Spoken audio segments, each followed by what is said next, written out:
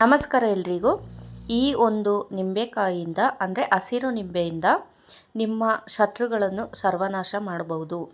ಇದನ್ನ ಯಾವ ರೀತಿ ಮಾಡಬೇಕು, ಯಾವಾಗೆಲ್ಲ ಮಾಡಬೇಕು ಅಂತ ನಾನು ತಿಳಿಸ್ಕೊಡ್ತೀನಿ.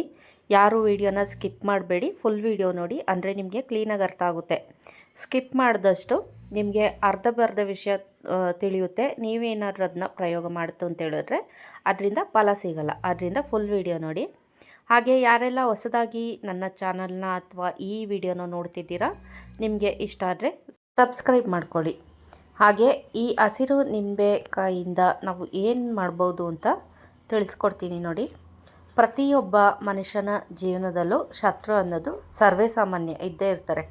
ಪ್ರತಿಯೊಬ್ಬರಿಗೂ ಶತ್ರುಗಳು ಅನ್ನೋದು ಇರ್ತಾರೆ. ಆದರೆ ಕೆಲವು ಶತ್ರುಗಳು ಅಂತ ಇರ್ತಾರೆ, ಅವ್ರು ನಮಗೆ ಏನು ತೊಂದರೆ ಕೊಡೋಲ್ಲ.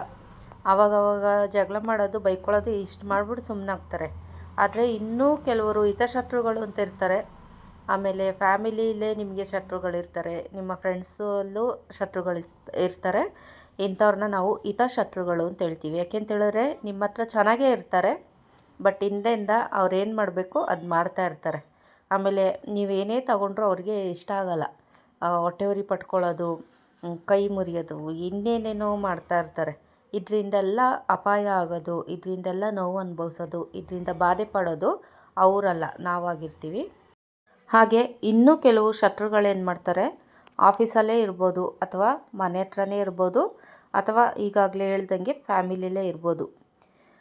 ನಮಗೆ ಗೊತ್ತಿಲ್ಲದಂಗೆ ನಮಗೆ ಈ ಬ್ಲ್ಯಾಕ್ ಮ್ಯಾಜಿಕ್ ಥರ ಏನಾದ್ರು ಮಾಡಿಸೋದು, ಅಥವಾ ಹೋಗಿ ನಿಂಬೆಹಣ್ಣಲ್ಲಿ ಏನಾದ್ರು ಒಂದು ತಂತ್ರನ ಮಾಡ್ತಾ ಇರ್ತಾರೆ. ಅಂಥ ಸಂದರ್ಭದಲ್ಲಿ ನಮಗೆ ಅವೆಲ್ಲ ಗೊತ್ತಾಗಲ್ಲ. ಅದೆಲ್ಲ ಗೊತ್ತಾಗದಾಗ ನಾವೇನು ಮಾಡ್ತೀವಿ, ನಮ್ಮ ಪಾಡಿಗೆ ನಾವು ಇರ್ತೀವಿ. ಇವ್ರು ಮಾಡೋ ಕೆಲಸಗಳೆಲ್ಲ ಮಾಡ್ತಾ ಇರ್ತಾರೆ. ಸಡನ್ನಾಗಿ ನಮಗೆ ಆರೋಗ್ಯದಲ್ಲಿ ಹೆಚ್ಚು ಕಮ್ಮಿ ಆಗುತ್ತೆ. ಚೆನ್ನಾಗೇ ಇದ್ದವ್ರಿಗೆ ಬೇರೆ ಏನಾದರೂ ಒಂದು ಆರೋಗ್ಯ ಸಮಸ್ಯೆ ಕಾಡೋಕ್ಕೆ ಸ್ಟಾರ್ಟ್ ಆಗುತ್ತೆ, ಅಥವಾ ಮನೆಯಲ್ಲಿ ಕಿರಿಕಿರಿ ಆಗುತ್ತೆ. ಈ ಥರ ಎಲ್ಲ ಆಗ್ತಾ ಇರುತ್ತೆ. ಶತ್ರುಗಳಿಂದ ನಾವು ನೋವು ಅನುಭವಿಸೋದು ಒಂದಲ್ಲ ಎರಡಲ್ಲ. ಅದೆಷ್ಟು ನೋವು ಅನುಭವಿಸ್ತೀವಿ ಅಂತ ಅದು ಅನುಭವಿಸಿದವ್ರಿಗೆ ಮಾತ್ರ ಗೊತ್ತಿರುತ್ತೆ. ಆದ್ದರಿಂದ ಈ ಶತ್ರುನ ಶಮನ ಮಾಡೋದು ಹೇಗೆ, ಇವ್ರನ್ನ ಶತ್ರು ಪ್ರತಿಯೊಬ್ಬರಿಗೆ ಇದ್ದೇ ಇರ್ತಾರೆ. ಅವ್ರನ್ನ ನಾವು ದಿನೇ ದಿನೇ ಹೆಚ್ಚಾಗ್ತಾ ಇರ್ತಾರೆ ಹೊರತು ಕಡಿಮೆ ಅಂತೂ ಆಗೋಲ್ಲ. ಕಡಿಮೆ ಮಾಡ್ಕೊಳ್ಳೋಕ್ಕೆ ಒಂದು ಉಪಾಯ ಅಂತ ಇರುತ್ತೆ ಅಲ್ವಾ, ಆ ಉಪಾಯನ ನಾನು ನಿಮಗೆ ಇವತ್ತು ತಿಳಿಸ್ಕೊಡ್ತಾ ಇದ್ದೀನಿ. ಯಾವ ರೀತಿ ಮಾಡ್ಕೋಬೇಕು ಅಂತ ಹೇಳಿದ್ರೆ, ಒಂದು ಹಸಿರು ಬಣ್ಣದ ನಿಂಬೆಹಣ್ಣು ತಗೊಳ್ಳಿ. ಹಸಿರು ಬಣ್ಣದ ನಿಂಬೆಹಣ್ಣು ಕ್ಲೀನಾಗಿರಬೇಕು. ಅದ್ರ ಮೇಲೆ ಯಾವುದೇ ಚುಕ್ಕಿ ಚುಕ್ಕಿ ಆಗಲಿ ಅಥವಾ ಎಲ್ಲಾದರೂ ಸ್ವಲ್ಪ ಮಾರ್ಕ್ ಆಗಲಿ ಏನೂ ಇರಬಾರ್ದು. ನೀಟಾಗಿ ಒಂದು ತಾಜಾವಾದಂಥ ನಿಂಬೆಹಣ್ಣು, ಅಂದರೆ ಫ್ರೆಶ್ ಆಗಿರೋಂಥ ನಿಂಬೆಹಣ್ಣು ತಗೊಳ್ಳಿ. ಕೆಲವೊಂದು ಸರಿ ಒಣಗಿದೆಲ್ಲ ತಗೊಬಿಡ್ತೀರ, ಆ ಥರದ್ದೆಲ್ಲ ತಗೋಬಾರ್ದು, ಅದೆಲ್ಲ ಕೆಲಸ ಮಾಡಲ್ಲ. ಸ್ವಲ್ಪ ಬಲ್ತಿರಬೇಕು. ಎಳೆ ನಿಂಬೆಹಣ್ಣೆಲ್ಲ ತಗೋಬೇಡಿ. ಎಳೆದು ಇದು ಗ್ರೀನ್ ಕಲರ್ದೇ ತಗೋಬೇಕು. ಹಣ್ಣಾಗಿರೋದು ತಗೋಬಾರ್ದು, ಗ್ರೀನ್ ಕಲರಲ್ಲೇ ಇರಬೇಕು. ಆದ್ದರಿಂದ ಅದನ್ನ ಸೂಕ್ಷ್ಮವಾಗಿ ಗಮನಿಸಿ ತಗೊಳ್ಳಿ. ತುಂಬ ಚೆನ್ನಾಗಿರೋಂಥ ನಿಂಬೆಹಣ್ಣು ತಗೊಳ್ಳಿ. ನಂತರ ಅದ್ರ ಮೇಲೆ ನೀವು ನಿಮ್ಮ ಶತ್ರುಗಳ ಹೆಸರು ಬರಿಬೇಕು. ಈಗ ನಿಮಗೆ ಒಬ್ಬರೇ ಇಬ್ಬರು ಶತ್ರು ಇದ್ದರೆ ಓಕೆ, ಹೆಸರು ಬರೀಬಹುದು. ಆದರೆ ತುಂಬ ಜನ ಇದ್ದಾರೆ, ಅಥವಾ ನಮಗೆ ಗೊತ್ತಿಲ್ಲದೇ ಇದ್ದರೆ, ನಮಗೆ ಹಿತಶತ್ರುಗಳಿದ್ದಾರೆ, ಯಾರೋ ಏನೋ ಮಾಡ್ತಾ ಇದ್ದಾರೆ ಗೊತ್ತಾಗಲ್ಲ ಅಂತ ಹೇಳ್ತೀರಾ. ಅಂಥ ಸಂದರ್ಭದಲ್ಲೂ ಏನು ಮಾಡಬೇಕು ಅಂತ ಹೇಳ್ತೀನಿ.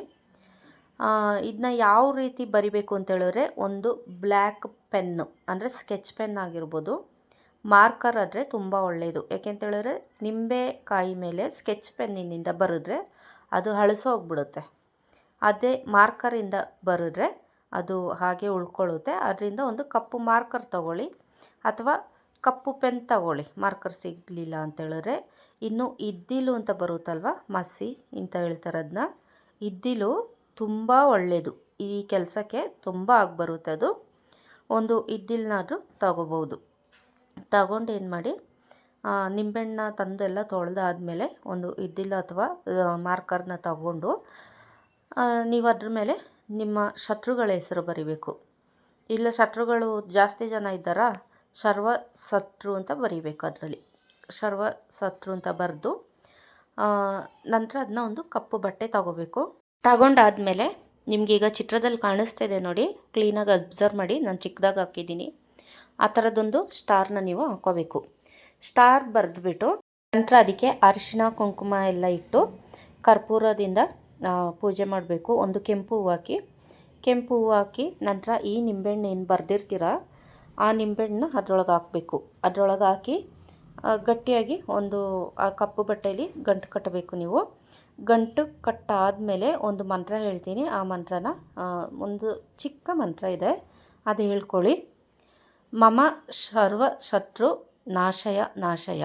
ಈ ಮಂತ್ರನ ನೀವು ಹೇಳ್ಕೊಳ್ಳಿ. ಈ ಮಂತ್ರನ ನೀವು 21 ಸಾರಿ ಹೇಳ್ಕೋಬೇಕು.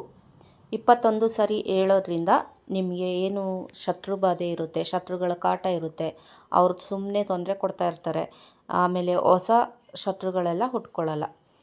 ಈ ಮಂತ್ರನ 21 ಸಾರಿ ಹೇಳ್ಕೊಂಡು ಯಾರೂ ತುಳಿಯದಿರೋಂಥ ಜಾಗದಲ್ಲಿ, ಅಂದರೆ ಖಾಲಿ ಪ್ರದೇಶ ಅಂತಲೇ ಅಂದ್ಕೊಳ್ಳಿ, ಓಡಾಡಬಾರ್ದು ಯಾರು, ಅಂಥ ಜಾಗದಲ್ಲಿ ಹೋಗಿ ಇದನ್ನ ಹೂತಾಕಬೇಕು. ಅಂದರೆ ಇದನ್ನ 1-1.5 ಅಡಿಯಷ್ಟು ನೀವು ಗುಂಡಿ ತೋಡಿ ಆದಮೇಲೆ ಅದಕ್ಕೆ ಸ್ವಲ್ಪ ಅರಿಶಿಣ ಕುಂಕುಮ, ಒಂದು ಕಬ್ಬಿಣದ ಮೊಳೆ ಅಂತ ಬರುತ್ತಲ್ಲ ಅದನ್ನ ಹಾಕಿ ಆದಮೇಲೆ ನೀವು ಏನು ಗಂಟು ಕಟ್ಟಿರ್ತೀರ ಅದನ್ನ ಕೂಡ ಅದರೊಳಗೆ ಹಾಕಿ ಮಣ್ಣು ಮುಚ್ಚಿಬಿಟ್ಟು ನೀವು ನಿಮ್ಮ ಪಾಡಿಗೆ ನೀವು ಮನೆಗೆ ಬನ್ನಿ. ಮನೆಗೆ ಬರೋಕ್ಕಿಂತ ಮುಂಚೆ, ಒಳಗೆ ಬರೋಕ್ಕಿಂತ ಮುಂಚೆ ಕೈಕಾಲು ಎಲ್ಲ ತೊಳ್ಕೊಂಡು ಬರಬೇಕು.